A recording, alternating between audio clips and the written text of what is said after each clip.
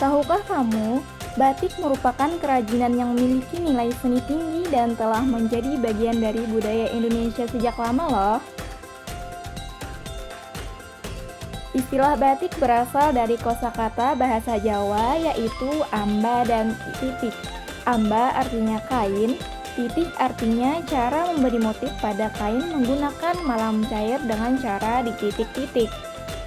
Kesenian batik ini mulai dikenal pada zaman Kerajaan Majapahit, hingga mengalami perkembangan yang pesat pada zaman Kerajaan Mataram pada akhir abad ke-18. Dikala itu, batik ini digunakan oleh keluarga kerajaan saja, namun pengikut raja yang tinggal di luar keraton mengerjakan produksi kain batik ini di rumahnya masing-masing. Sehingga lama-kelamaan batik ini mulai dikenal rakyat dan menjadi pekerjaan wanita pada masa itu. Pada akhir abad ke-18, batik yang mulainya hanya digunakan oleh bangsawan, kemudian mulai digunakan secara luas oleh masyarakat Indonesia, khususnya suku Jawa. Nah, yuk kenali beberapa motif batik yang ada di Indonesia. Pertama, motif batik Parang Solo. Parang sendiri berasal dari kata parang yang artinya lereng. Batik ini memiliki karakteristik susunan motif huruf S yang saling menjalin tidak putus-putus dan melambangkan kesinambungan. Nah, selain batik Parang, Solo juga memiliki motif batik yakni motif batik Kawung. Motif ini terbentuk dari pola bulatan seperti buah kawung, sejenis buah kelapa atau yang disebut kolang kaling.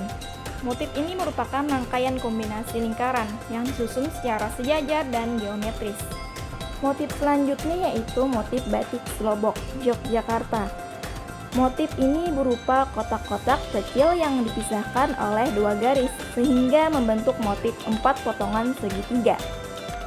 Batik ini biasanya digunakan untuk melayat maupun pelantikan para pejabat pemerintah. Motif udan liris ini memiliki karakteristik kombinasi geometris dan suluran. Kata liris pada motif ini memiliki arti hujan gerimis sebagai lambang kesuburan. Motif ini juga berasal dari Yogyakarta loh. Nah, selanjutnya motif batik ganda suli. Memiliki bentuk geometris berbentuk wajik seperti terdapat bunga putih berpola kecil. Motif ini diberi nama ganda suli karena berasal dari nama bunga di pesisir Jepara, yakni suli dan ganda yang berarti bau atau harum. Bukan ini saja, tapi masih banyak motif-motif batik lainnya yang tidak bisa dijelaskan secara detail di video ini loh. Next, jenis-jenis batik menurut pembuatannya. Yang pertama ada batik tulis.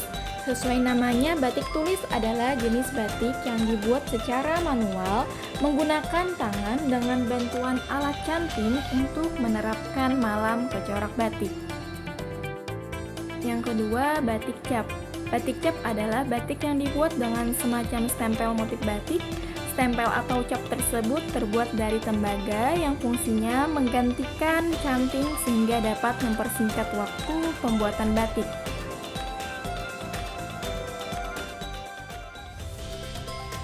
Yang ketiga, batik printing. Batik printing atau yang disebut juga dengan batik sablon karena dalam proses pembuatan jenis batik ini lebih mirip dengan penyablonan.